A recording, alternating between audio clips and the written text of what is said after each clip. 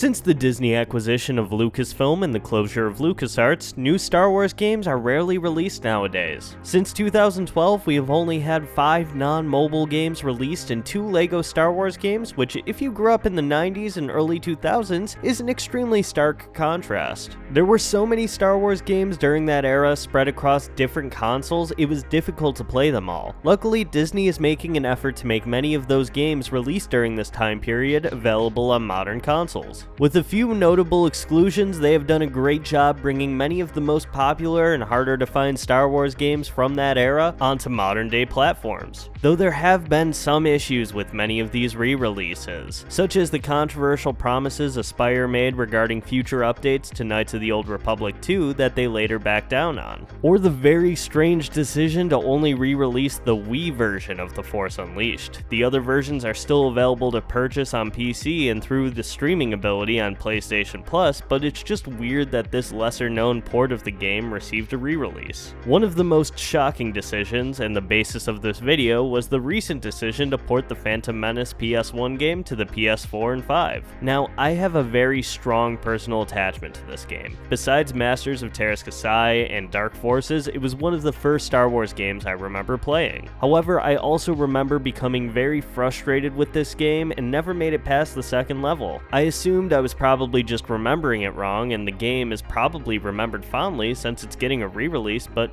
no, everyone seems to be just as confused about this as I was. There are so many great Star Wars games that are still stuck on their original released consoles, specifically the Rogue Squadron sequels on GameCube. If they made Rogue Leader and Rebel Strike available on modern hardware, fans would go feral for a chance to play those games again, especially if they decided to build on that already completed but never released Wii remaster of the whole trilogy. After actually having a chance to replay the Phantom Menace again for the first time in nearly 20 years, I cannot believe they put the effort into releasing this on the PS5. It's one of the worst Star Wars games I've ever played. There are so many glitches and technical issues in every level of the game, from characters appearing through the floor, to ally NPCs getting stuck on every wall that's in their way, and then later on running directly into a group of enemies. The difficulty of this game is also ridiculous. Every enemy instantly locks right onto you when you are a few feet away, which is made especially irritating when the attack and block command are locked onto one button. I'll be trying to deflect enemy fire, but end up taking 50% of the shots fired at me due to Obi-Wan or Qui-Gon's unpredictable lightsaber flailing. In addition to that, the lightsaber is practically useless as a melee weapon, since most of the enemies won't die until you strike them at least 3 times. Add into that the never-ending barrage of blaster fire that you're guaranteed to take, and every enemy knocks out at least 20% of your health unless you're super lucky in every encounter. Luckily, you're able to break canon and use a variety of ranged weapons as the Jedi, but good luck trying to hit enemies with the camera angled like this. It wouldn't be a problem if there was some kind of lock-on or auto-aim, but you have to be pointed dead center for your blaster to hit anything. Factor into that the clunky tank controls and your practically useless dodge roll or sidestep, and you'll lose a fair amount of health whenever you stumble into a firefight. This brings me to the point I stopped playing the game entirely. Levels 1 through 5 you play as Obi-Wan, with your items and weapons carrying over to each level. Levels 6 through 8 switches to Qui-Gon, resetting your weapons and items. This makes perfect sense. Obi-Wan never set foot on Tatooine in the movie, so why would he be playable during this portion of the game? Then level 9 changes your character again to Captain Panaka. This became a problem because while unreliable, the lightsaber was the only effective way to avoid taking some of the damage. Add on to that the fact that this level is completely broken, or it was for me anyway. There are a ton of escort quests in this game, but in this one, halfway through the level, Queen Amidala, who I was escorting, just disappeared, and when I got too far from her, the level failed. I then discovered that she was stuck running into a wall, and after a few Panaka punches, she finally started to follow me again, only to disappear moments later. I was able to continue through the level this time, but the game began looping the same 3 voice lines from her every 10 seconds.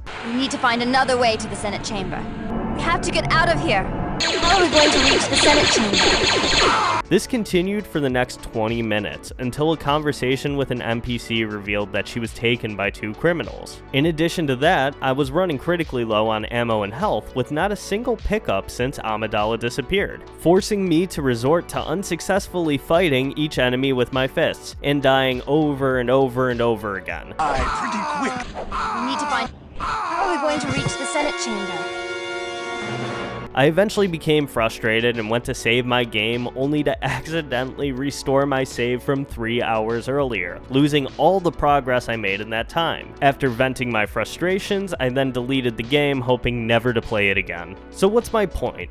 Why complain about a broken game from 25 years ago? It's great for the conservation of older games, right? Of course it is, but this begs the question of who was asking for this game to be playable again? Star Wars has been in such a bad place for video games for the last decade. Why was it a priority to clean up and make the Phantom Menace available when there's an entire back catalog of amazing Star Wars games that still hold up really well, begging to be playable on new hardware? I would have preferred they made Masters of Terras Kasai playable. It's not a good game, but I would have had a lot more fun mindlessly fighting friends rather than solving lame puzzles and playing through the events of episode 1 with really terrible combat. I'm normally not that critical of Disney's handling of the IP. They've had hits and misses since they acquired the franchise, but they are dropping the ball so hard on the video game side. They have a gold mine with the library of beloved classic Star Wars games and an opportunity to create so many new and exciting Star Wars gaming experiences. Next month, we are getting a remaster of one of the most iconic Star Wars games, with Dark Forces Remastered from Night Dive Studios. If you're unfamiliar with this developer, they're responsible for many of the updated and enhanced versions of many great PC games from the 90s, and they've been doing a fantastic job. My hopes are that Disney sees that remaster is financially successful, and then hopefully we can start to get more of the classics getting the same treatment in the coming years. I mean, I would really love to play games from that era that maybe didn't age so well that could use the remastered treatment, such as Dark Forces 2 Jedi Knight or even the X-Wing or TIE Fighter games. And of course, I am begging